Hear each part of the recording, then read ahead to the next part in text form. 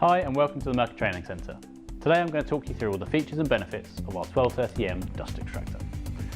So what does 1230 mean? 12 stands for a 1200 watt motor, giving you 4,500 litres of airflow a minute, and the 30 stands for a 30 litre tank capacity, all housed within our anti-static machine. So what features do we have? First of all, we have our power settings. There's 5 in total.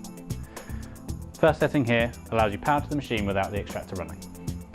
You then have the auto start feature with your sander running, alongside the auto filter cleaning, or without.